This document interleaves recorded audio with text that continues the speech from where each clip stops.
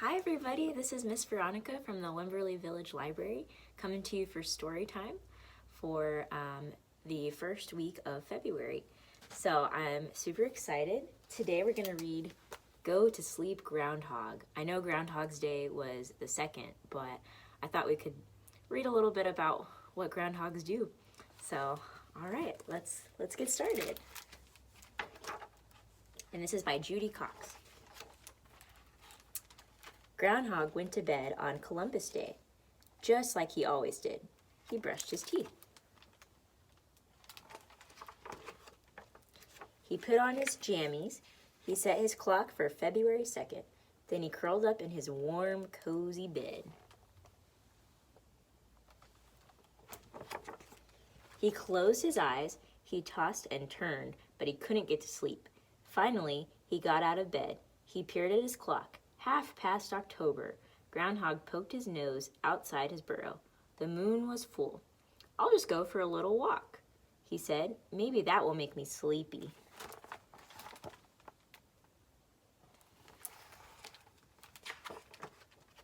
Groundhog went outside. He saw things he'd never seen before. Raggedy scarecrows and grinning jack-o'-lanterns. Children dressed up like pirates, cowboys, and princesses.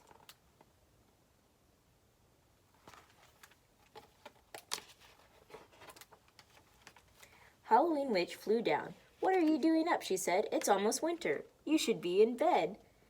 Witch flew Groundhog home on her broomstick. She tucked him in. She read him a ghost story. She gave him a glass of apple cider. Groundhog curled up in his warm, cozy bed. He closed his eyes. He tossed and turned, but he couldn't get to sleep.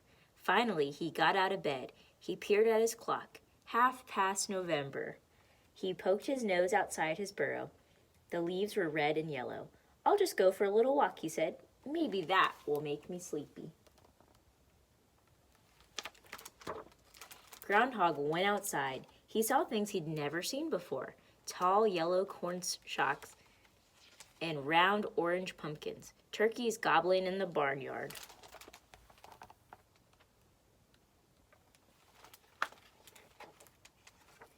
"What are you doing up?" Turkey said. "It's almost winter. You should be in bed, and I should be making myself scarce." Turkey took Groundhog home. He tucked him in. He read him a story about pilgrims. He gave him a good slice of pumpkin pie. Groundhog curled up in his warm, cozy bed. He closed his eyes. He tossed and he turned, but he couldn't get to sleep. Finally, he got out of bed. He peered at his clock. 1/2 December. Groundhog poked his nose outside his burrow. Stars twinkled overhead. "I'll just go for a little walk," he said. "Maybe that will make me sleepy."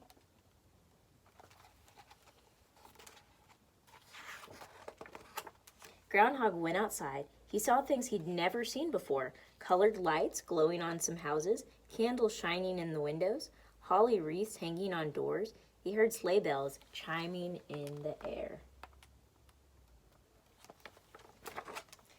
Santa flew down in his sleigh. "What are you doing up?" Santa said. "It's winter. You should be in bed." Santa took Groundhog home in his sleigh. He tucked him in, read him a Christmas story, and gave him a glass of milk and cookies. Groundhog curled up in his warm, cozy bed. He closed his eyes. He didn't toss and he didn't turn, and soon he fell asleep. Bring! Groundhog opened one eye. "It can't be time to get up yet," he grumbled. "I just got to sleep." Bring! He looked at his clock. February 2nd.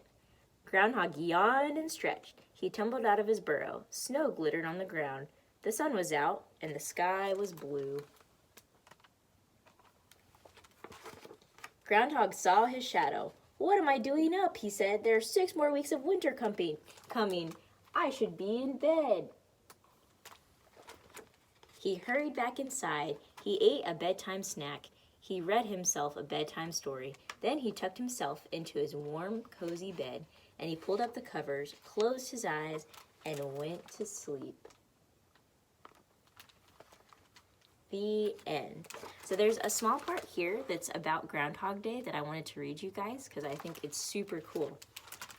So Groundhog Day is celebrated on February 2nd. According to tradition, on this day, the groundhog wakes up from his winter hibernation. He leaves his underground den and peers outside. If the day is sunny, the groundhog sees his shadow and becomes frightened. He scurries back into his burrow, and we have 6 more weeks of winter. If the weather is cloudy and the groundhog does not see his shadow, he stays outside and spring begins. So this is just a little tradition, and I just wanted to share with you guys about Go to Sleep Groundhog by Judy Cox. And so for your craft this week, I thought we could make our very own groundhogs. So in your kit, you'll have a paper bag and some googly eyes, and you can take your glue sticks from home, and I provided some ears. They look a lot better than this one. But you can make your very own little groundhog for Groundhog's Day. So this is Ms. Veronica from the Wimberley Village Library. I'd love to meet you guys if you want to stop by to pick up your kits tomorrow and say hi. I'll be here. So you have a great rest of your day.